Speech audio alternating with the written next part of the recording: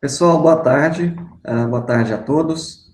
Até a semana passada, nós vínhamos falando de minerais, rochas, processos de formação de rochas e tudo mais, e principalmente os diferentes tipos de rochas, né, de acordo com a sua origem, entre ígneas e magmáticas, sedimentares e metamórficas, que foi o tema da última aula. Hoje falaremos sobre o intemperismo, tá? Vamos falar sobre o que é esse processo de intemperismo tão importante que a gente vem discutindo bastante ao longo do semestre. Bom, como nós já estamos comentando há algum tempo, a maioria dos solos é formada devido à alteração de rochas subjacentes a esses solos, que se localizam abaixo desses solos, ou então a partir de alterações de sedimentos, que são transportados a partir de outros locais, sofrem deposição em algum ponto e ali começam a sofrer alterações, dando origem a solos. Então, basicamente, os solos são formados por esses dois processos aí, né, a partir dessas alterações. Só lembrando que no caso de solos, esses sedimentos podem ser tanto minerais quanto orgânicos, tá? Mais detalhes disso lá na pedologia no próximo semestre. Mas essas alterações acontecem de forma natural, são processos naturais que provocam essas alterações com um sentido de buscar condições mais estáveis a esses materiais em relação às condições ambientais vigentes.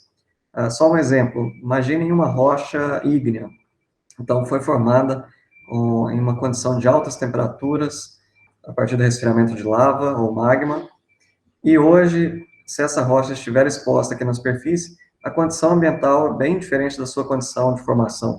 Mas, de qualquer forma, minerais e rochas não estão, em sua maioria, vamos dizer, estáveis, vários deles, né, não estão estáveis às condições ambientais vigentes. Esses que não estão sofrem alterações, sofrem o processo de intemperismo e dão origem a minerais mais estáveis a essas nossas condições atuais, tá? Então, isso basicamente que guia esses processos, essas alterações que nós vamos discutir no contexto aqui de intemperismo. Só para a gente recapitular, algumas rochas podem dar origem a sedimentos ou solos.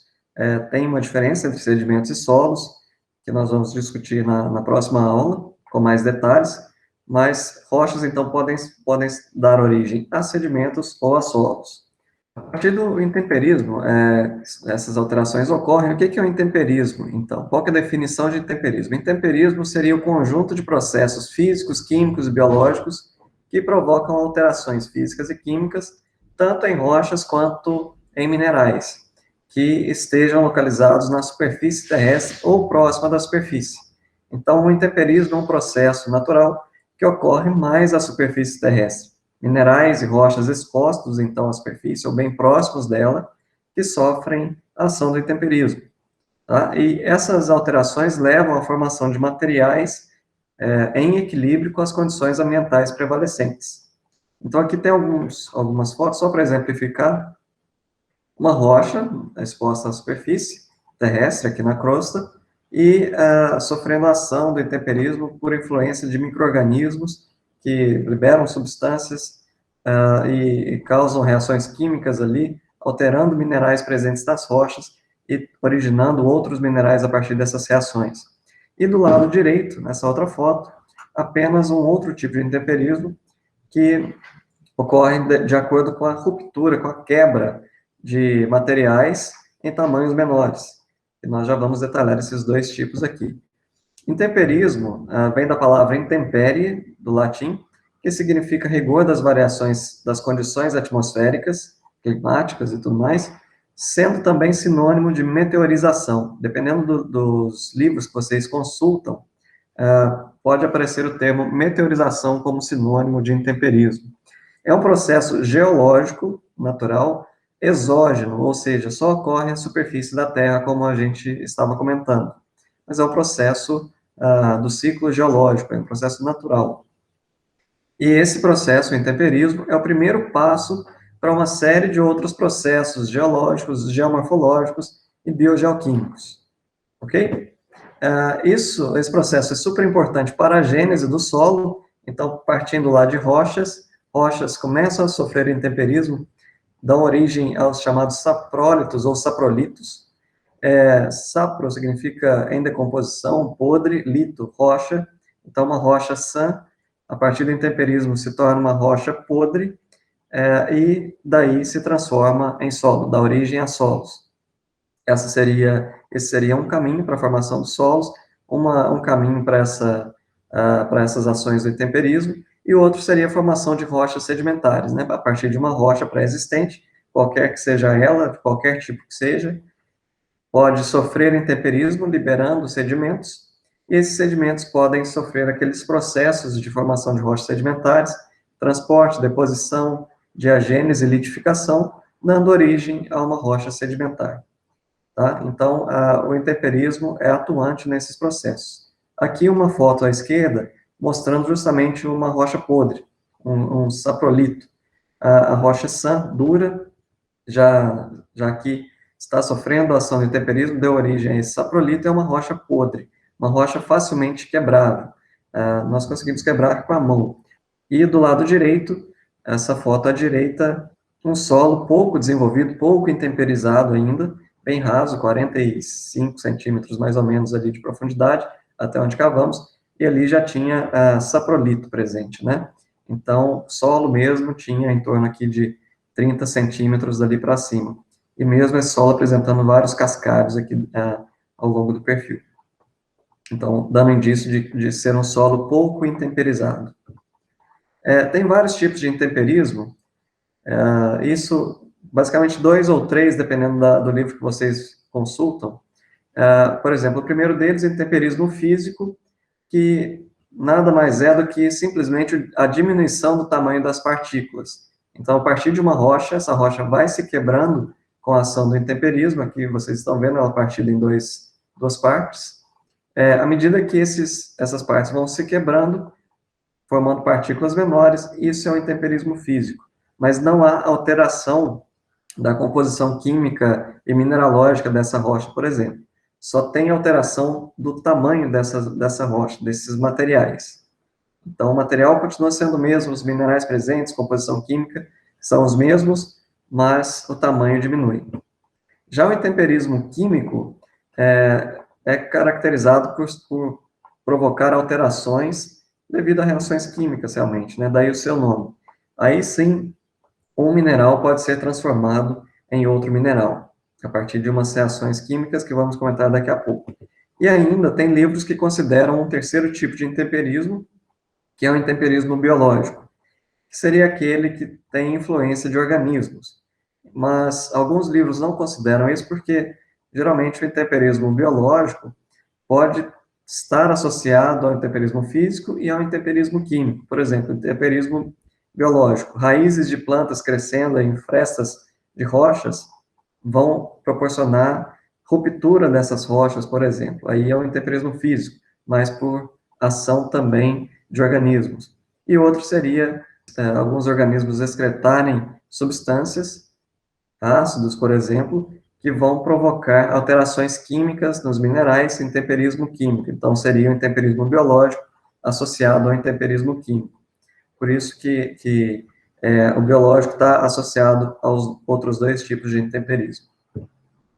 Começando pelo intemperismo físico, para mais detalhes, como eu comentei, é basicamente a fragmentação de rochas e minerais em tamanhos menores, sem haver alterações na sua composição química ou mineralógica. O que acontece é que, por oscilações, principalmente de temperatura, oscilações térmicas, esses materiais podem se quebrar, e efeito também de ação de organismos e tudo mais. Mas qual que é o efeito do intemperismo físico nos minerais e rochas? Qual que é a consequência desse intemperismo físico? O intemperismo físico, a quebra dos materiais em tamanhos menores, acaba aumentando a área superficial específica, com essa sigla aqui no slide. Isso, aumentando a área superficial específica, aumenta a reatividade do material e, consequentemente, a ação do intemperismo químico, do outro tipo de intemperismo. Isso acelera as modificações que esse material irá sofrer. Só para vocês terem uma ideia, se pegarmos esse exemplo aqui, esse bloco, como se fosse uma rocha, considerem esse bloco como uma rocha, com 8 milímetros aqui de lado, é pequeno, né, se for uma rocha, mas considere apenas esse exemplo.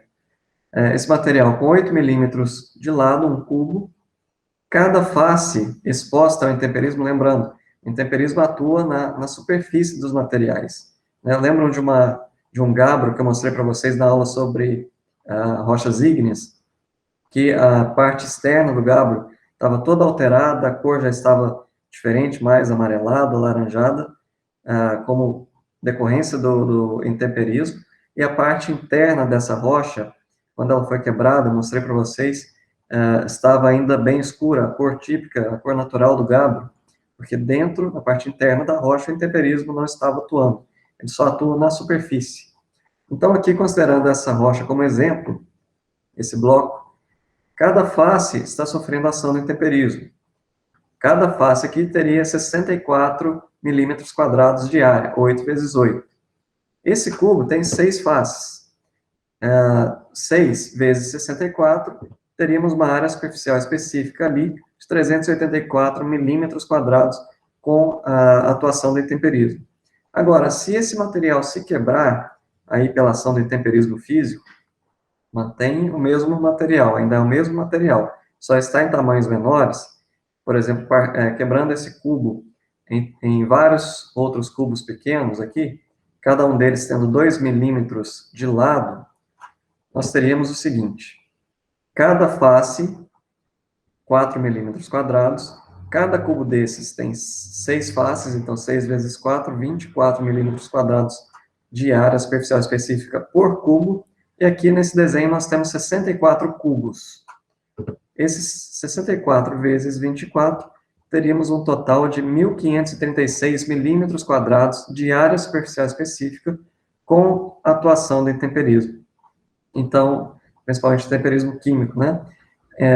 Então, aumenta-se muito a área de atuação do intemperismo e todo esse material, dessa forma, em partículas menores, seria modificado mais rapidamente pelos processos de intemperismo. Tá? É só vocês lembrarem, quanto menor o material, maior a sua área superficial específica, em geral, e, consequentemente, maior a sua reatividade. Tá certo? É só vocês lembrarem, um cubo de gelo colocado dentro de um copo d'água, esse cubo de gelo vai demorar alguns minutos para derreter. Se vocês triturassem esse gelo e colocassem nesse mesmo copo com água, a mesma temperatura da água, mais rapidamente essas partículas de gelo seriam derretidas. Por quê? Mesmo princípio aqui, maior área superficial específica, maior reatividade, maior contato dessas partículas, na superfície dessas partículas com a água, maior reatividade, mais rapidamente esse gelo triturado se converteria em água líquida. Então, menor o tamanho das partículas, maior a reatividade. O intemperismo físico é subdividido em dois outros tipos, físico-termal e físico-mecânico. O físico-termal, como o nome indica, é relacionado a flutuações de temperatura. Então, pensando no planeta Terra como um todo, tem áreas que são mais quentes que outras. Nesse caso, dependendo das oscilações, não é porque o local é mais quente que vai ter mais intemperismo físico, depende das oscilações térmicas. E isso depende do local no planeta, acidentes geográficos e tudo mais. E outras influências mais locais. Nas rochas, o intemperismo físico-termal é influenciado principalmente pela composição mineralógica, textura e cor. Por que isso? Composição mineralógica, quando há oscilação térmica, os minerais podem se expandir e se contrair a taxas diferentes. E isso pode provocar uma diminuição da resistência da rocha, das ligações entre esses minerais na rocha, facilitar a sua ruptura. Textura, o que a gente já comentou também em aulas anteriores. Tamanho maior de minerais, textura mais grosseira, a maior taxa de expansão e contração também pode enfraquecer as ligações entre os minerais. E a cor, dependendo da cor, o mineral a rocha pode aquecer mais ou menos. Geralmente, cores mais escuras absorvem mais energia, absorvem mais calor, se aquecem mais do que rochas e minerais de cores mais claras, como também já comentamos em aulas anteriores. Já o físico-mecânico, outro tipo de intemperismo físico, esse é relativo a esforços que levem à fragmentação das rochas. Por exemplo, uma rocha superficial, uma exposição superficial da rocha, tendo ali um alívio de pressão, pode provocar uma expansão do volume dessa rocha, e essa expansão acabar provocando algumas rupturas, algumas fraturas. Aqui um exemplo, temos essa rocha aqui embaixo, cor mais clara aqui no desenho, soterrada por vários quilômetros de solos ou mesmo outras rochas aqui em cima. Então, esse material aqui embaixo está sofrendo pressão de todo esse material que está aqui acima. Agora, se esse material de cima for removido, por algum motivo, e isso acontece ao longo do tempo, ao longo dos anos, milhões de anos, dependendo do que você está analisando aqui, essa pressão sendo removida daqui, o material abaixo pode sofrer expansão. Sofrendo expansão, ele pode apresentar fraturas. Fraturas podem ser formadas. Então, fraturas, quebra desse material em tamanhos menores, intemperismo físico mecânico. Aqui só um exemplo de uma rocha exposta à superfície, antes provavelmente estava soterrada. Esse material, quando foi saindo de cima dessa rocha, teve esse alívio de pressão, ela se expandiu um pouco mais e algumas fraturas foram geradas por esse processo. Outra questão relativa ao intemperismo físico-mecânico está relacionada ao congelamento de água. Isso principalmente em locais mais frios, né? Região temperada e tudo mais, ou mesmo região tropical em local mais frio, tipo alto de serras e tudo mais. Como que isso acontece? Lembrando, a água se expande quando congelada em relação ao seu volume no estado líquido. Então, no estado sólido tem uma expansão de volume. Alguém aí já deve ter passado por um probleminha em casa, que se às vezes colocar uma garrafa de água, a garrafa de vidro, né, cheia de água no congelador para resfriar mais rapidamente e esquecer, e quando abrir o congelador novamente para buscar a garrafa, para pegar a garrafa tinha se partido, tinha se quebrado, porque a água tinha congelado, né? Alguém já deve ter passado por isso. Por quê? A água, quando congela, então passa do estado líquido para o sólido, ela sofre um aumento de volume em torno de 9%, se não me engano. E o vidro não tem essa expansão, pelo contrário. Outros materiais, quando se resfriam, tendem a se contrair, tendem a diminuir o seu volume. A água expande.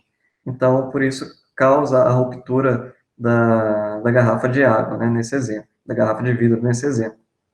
A mesma coisa pode acontecer em caso de rochas aqui. Rochas que têm alguma fratura, alguma concavidade, coisa do tipo, se nesses locais, nessas fraturas, se acumular água e essa água congelar, naturalmente, né, devido às condições ambientais, sofrer um congelamento, essa água vai sofrer uma expansão de volume e essa expansão pode provocar uma pressão ali nas paredes dessa rocha, dessa fratura, e ao longo do tempo provocar uma fratura. É o que ocorre nesse desenho, que esse exemplo tenta mostrar. Essa foto aqui foi tirada num parque dos Estados Unidos, na região no norte dos Estados Unidos, né? Então, região que sofre congelamento de água naturalmente, lá tem neve e tudo mais. E essa placa estava informando por que havia nesse parque tantas rochas parecido que elas tinham se partido ao meio e realmente se partiram. E o processo que aconteceu foi justamente esse, né? Aqui é uma ilustração, a rocha, então chove ou coisa do tipo, se acumula água nessas fraturas, quando forma-se gelo, e o gelo tem esse volume maior, acaba empurrando essa fratura para os lados e causando o rompimento das rochas. Ok? Só um exemplo aí. Isso no Brasil é muito pouco comum, praticamente não acontece pelas condições climáticas daqui, mas é mais comum em regiões, então, de clima temperado. E outra questão sobre o intemperismo físico-mecânico é relativa ao crescimento de raízes por fendas de rochas. Aí, duas fotos para ilustrar esse processo. Nesse da direita, dá para ver melhor, né? Tinha uma pequena fratura na rocha, essa árvore foi crescendo com as raízes penetrando nessa rocha, e em algum momento essa rocha se partiu por ajuda aqui da pressão provocada pelo crescimento dessa raiz. Então, aí uma mistura, né, de intemperismo físico com intemperismo biológico. Esses processos de intemperismo físico, então, oscilação de temperatura e tudo mais, fazem com que esse processo de intemperismo físico sejam mais comuns e esse intemperismo, esses processos sejam mais efetivos em locais de maior amplitude térmica, por haver nesses locais maiores ciclos de expansão e contração dos materiais, devido a essas oscilações. Então, mais em locais que têm grande oscilação de temperatura. Isso seria, basicamente, mais intenso em locais de região temperada. Por quê? Lá temos, por exemplo, locais norte dos Estados Unidos, Canadá, Europa, dependendo, em épocas do ano, no inverno, temperaturas podem chegar a menos 30, menos 40 graus e tudo mais. No verão chegam a mais 40. Então, uma amplitude térmica aí de 80 graus, né, entre o negativo e o positivo. Já aqui no Brasil, por exemplo, aqui em Lavras, a oscilação térmica é mínima. Um ou outro dia do ano, ou uma madrugada, talvez, poucas madrugadas ao longo do ano todo, no ano todo, atingem ali, às vezes, 4, 3 graus positivos, né? Mas isso é muito pontual. E o restante do ano todo fica em torno de 20 e poucos graus Celsius, tá? Então, nesses locais de região tropical, onde as temperaturas oscilam menos, o intemperismo físico não é tão atuante assim. Então, regiões tropicais, menor variação de temperatura e quase não há formação de cristais de gelo, oscilação térmica menor em relação a regiões temperadas. Passando para o intemperismo químico, nesse sim ocorre alteração da composição química ou mineralógica, alteração marcante da rocha ou do mineral original. Aqui um exemplo de uma rocha sofrendo ação do intemperismo, formando-se aqui vários minerais diferentes do que aqueles que estão originalmente na rocha. É semelhante da cor que ficou aquele gabbro, a superfície dele intemperizada, que eu mostrei para vocês na aula de rochas ígneas. Nesse caso dessas alterações, vários minerais também podem ser formados, né, a partir desse processo do intemperismo. Então, minerais primários podem dar origem a minerais secundários. Aqui um exemplo, mica, um mineral primário, sendo transformado através do intemperismo químico em caulinita. É um mineral super comum aí nos solos, principalmente na fração argila. Então, a caulinita é formada a partir do intemperismo de vários minerais, dentre eles a mica, vários aí do grupo das micas. Os principais agentes do intemperismo químico são água, temperatura e gases. A água é o principal desses agentes. É considerado solvente principal e reagente universal aí da maior quantidade, da maioria das reações químicas que ocorrem no ambiente. Exemplos de processos em que a água tem influência aí no intemperismo seria a dissolução de minerais, por exemplo, dissolução de calcita, halita e tudo mais, apenas pela mistura da água a esses minerais, e também o processo de hidrólise.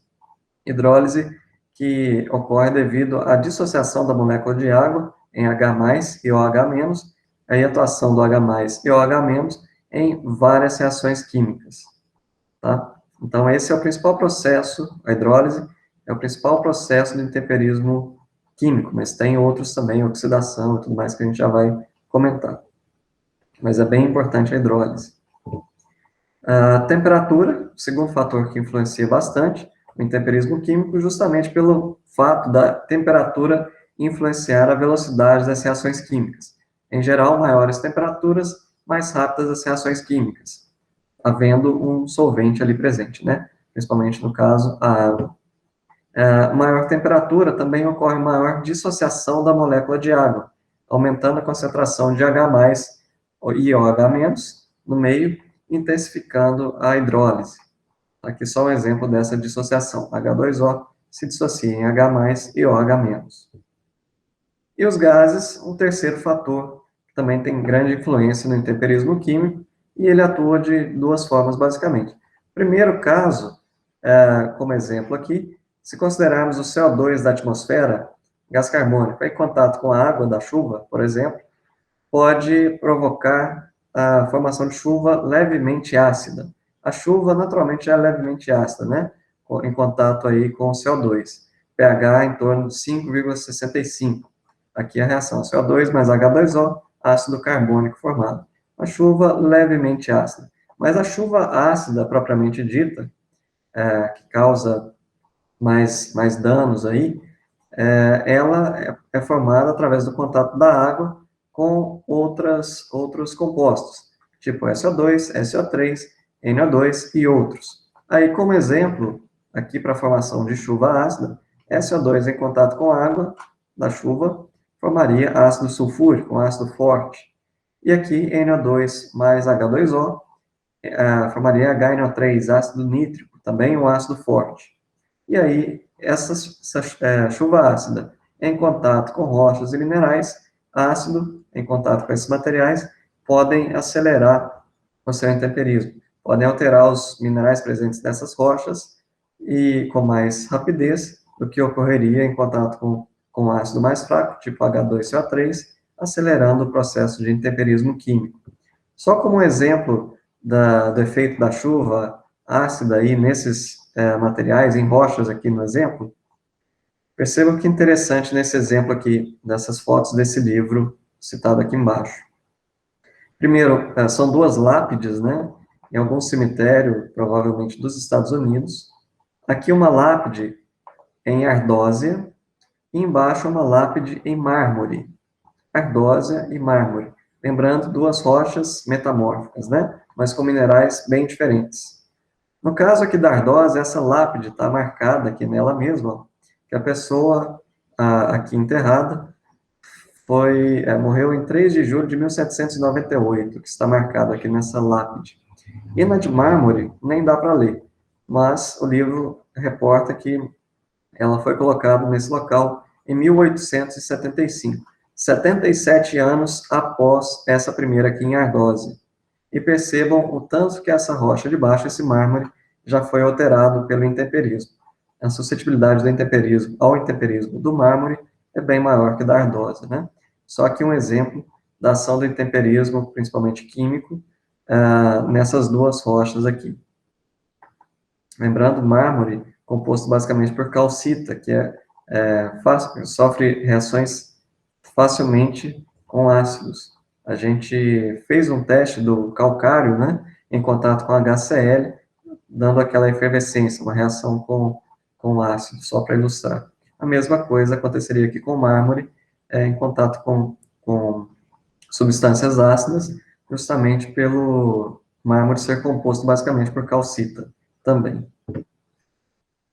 E outro efeito dos gases seria a oxidação de alguns minerais, de alguns elementos que estão presentes em minerais e rochas. Nesse caso, o oxigênio é bastante importante, né? Gasoso aí na atmosfera.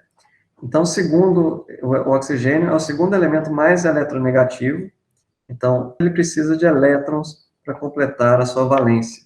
E aí causa a oxidação de minerais, de elementos que perdem esses elétrons para o oxigênio.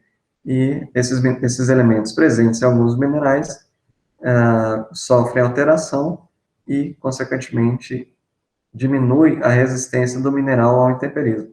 Um exemplo muito típico disso é o ferro, que sofre oxidação, passa de ferro 2+ para ferro 3+, perdendo um elétron, muda de tamanho, diminui de tamanho, ferro 2+ é maior que o 3+, mudando de tamanho, desestabiliza um pouco a estrutura do mineral e, consequentemente, facilita o seu intemperismo.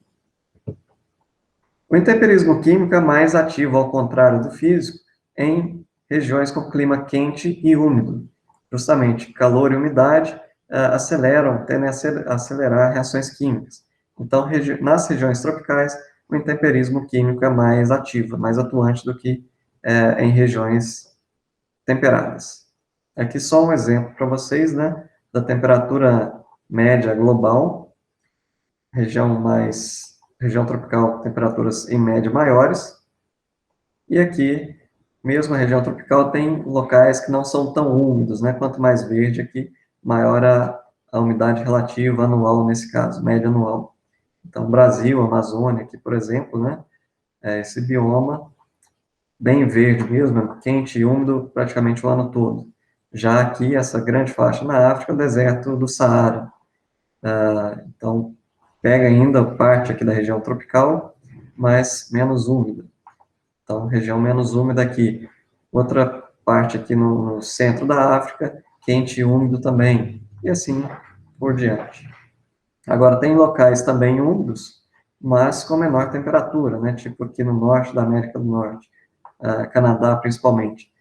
Tem umidade considerável, mas a temperatura, em geral, é mais fria. Então, isso diminui a velocidade dessas reações químicas e, consequentemente, diminui a ação do intemperismo químico.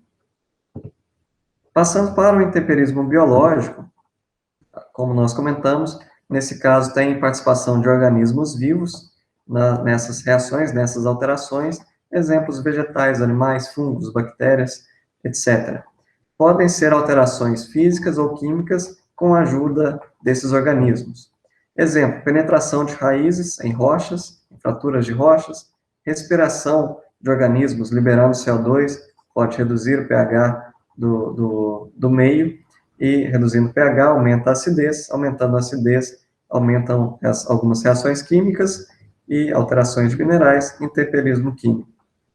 Plantas podem absorver cátions e liberarem H+, por suas raízes, então entrando em contato com os minerais presentes no solo, aumento de H+, aumenta a hidrólise, tudo isso contribui também para a alteração dos minerais ali perto das raízes das plantas, e, consequentemente, a alteração desses minerais em temperismo químico.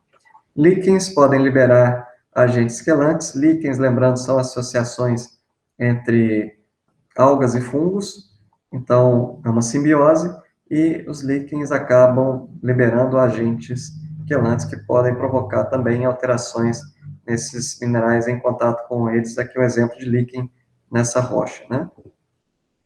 E sobre o intemperismo no Brasil, no geral, que a gente vem comentando, então o Brasil é um país tropical, tem intemperismo mais acelerado ou não, qual o intemperismo que domina aqui, qual tipo, físico, químico, biológico, qual deles, né? Pelo que a gente comentou, o Brasil, região tropical, tende a dominar aqui o intemperismo químico.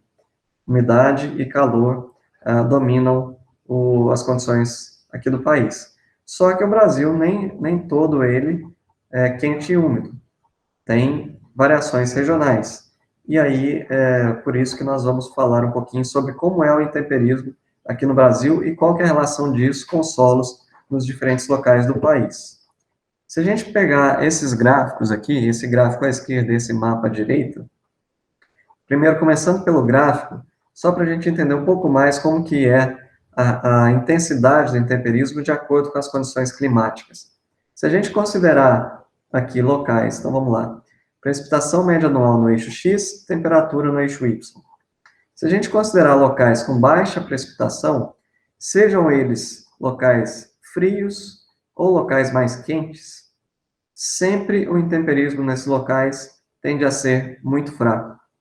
Por quê? A baixa precipitação média anual, baixa umidade, está limitando o intemperismo, independente da temperatura. Quente ou frio, tanto faz. O intemperismo dominante vai ser muito fraco. Onde que isso ocorre no país? Em que a precipitação é baixa, temperaturas são mais altas. Poderiam ser baixas também, mas são mais altas. Principalmente no Nordeste semiárido.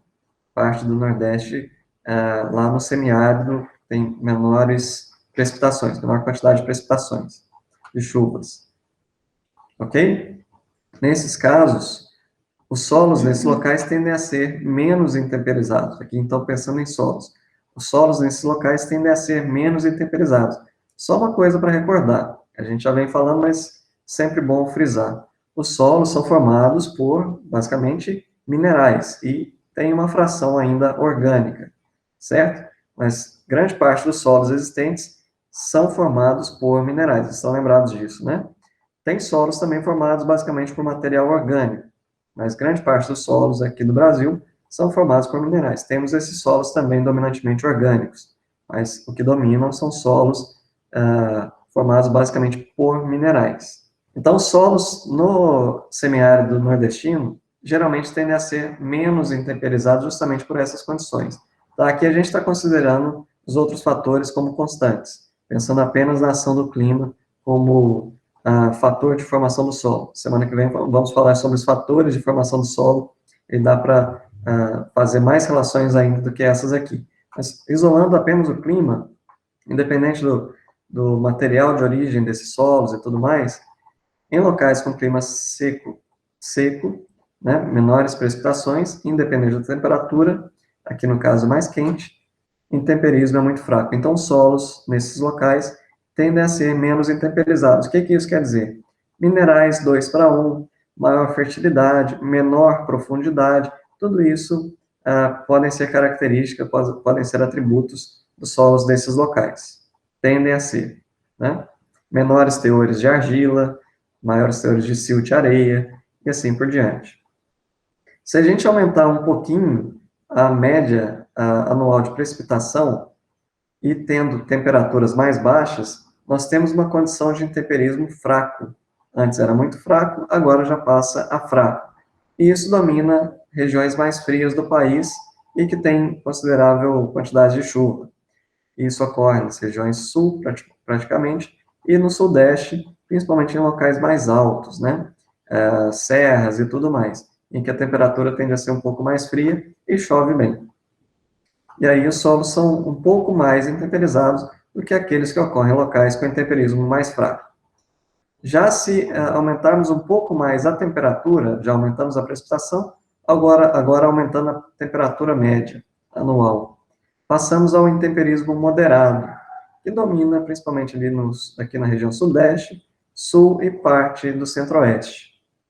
Tá? Então, esses locais tendem a ter um intemperismo moderado. Então, os solos já tendem a ser mais intemperizados, mais profundos, menos férteis, já perderam mais nutrientes ao longo do intemperismo, ao longo dos processos de lixiviação, tendem a ser mais argilosos, lógico, mantendo outros fatores constantes, como material de origem e tudo mais. Tá? E o que domina no Brasil, realmente, é o intemperismo mais intenso, mais forte, porque justamente grande parte do país está localizada em região quente e úmida. Então, é o que domina no país.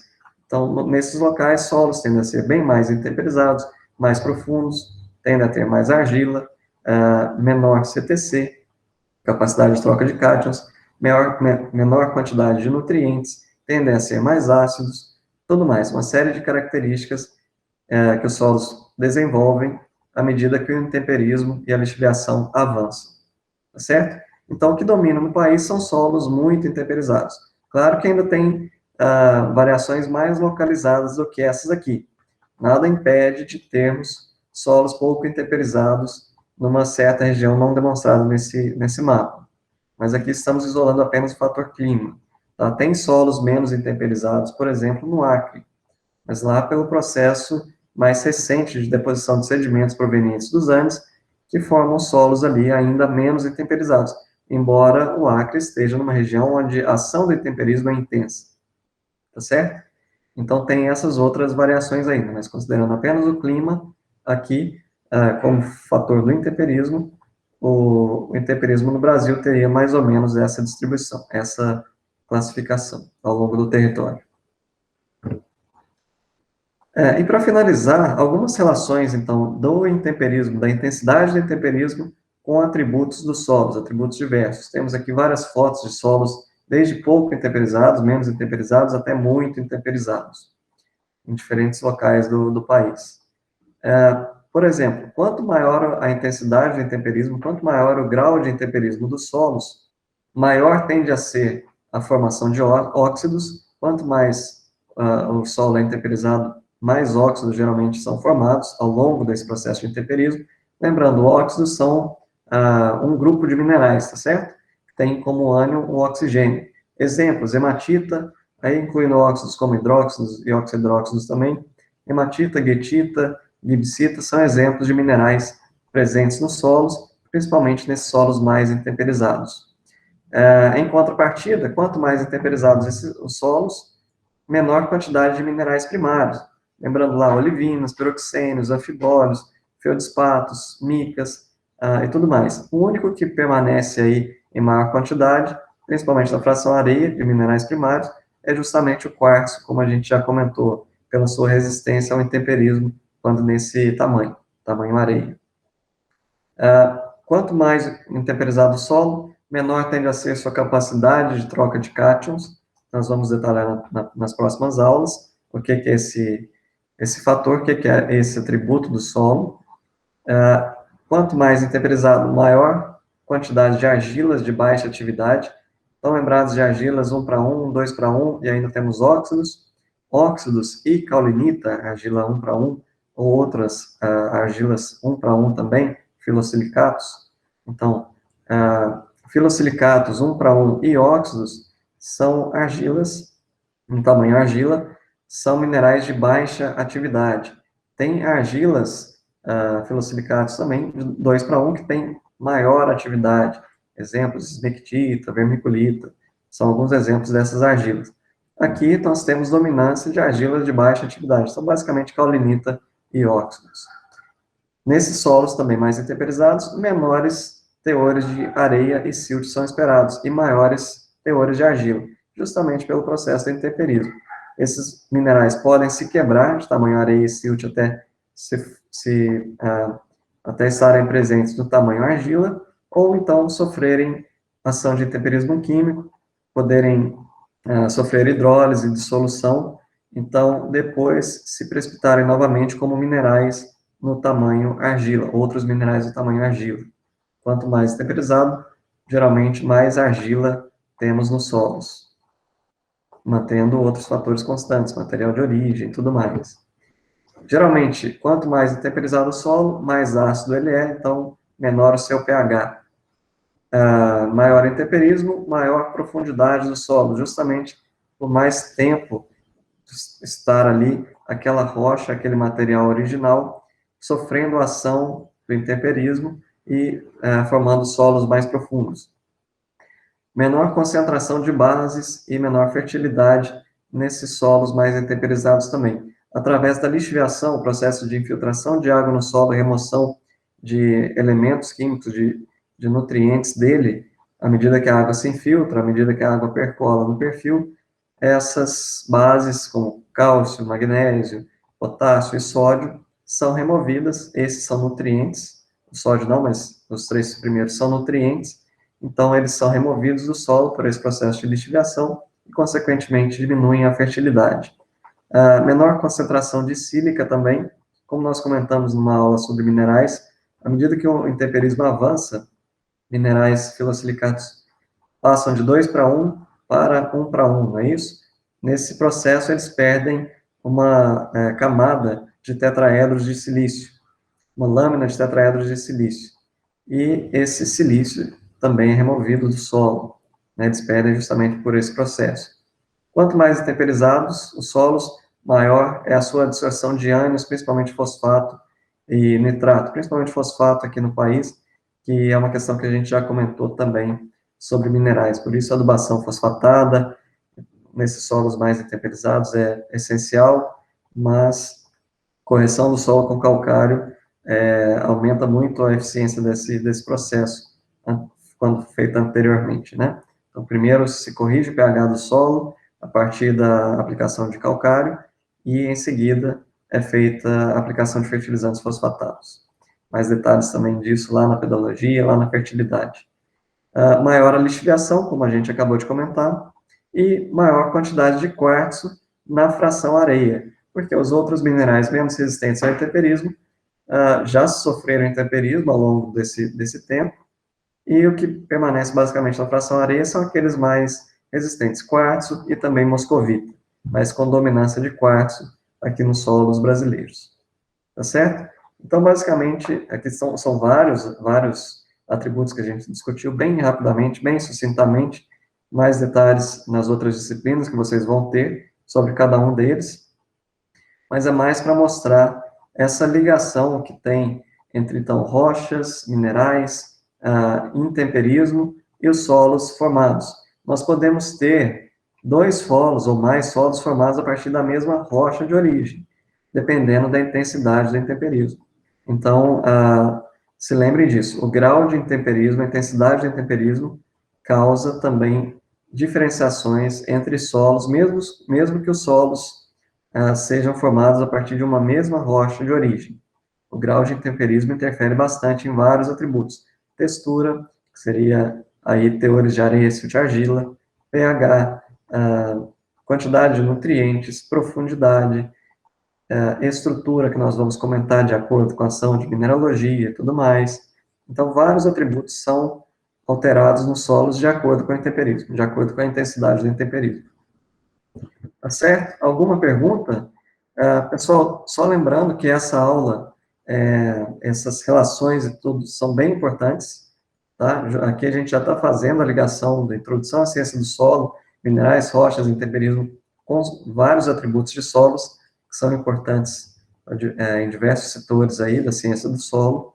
Então, caso tenham alguma dúvida, fiquem à vontade aqui, mas não se esqueçam que essas relações são super importantes para entendermos bem por que de termos solos diferentes no país, numa paisagem que seja em locais dentro de região tropical ou dentro de região temperada, entre elas, essas questões tendem a ser muito importantes para as interpretações que nós vamos fazer daqui para frente.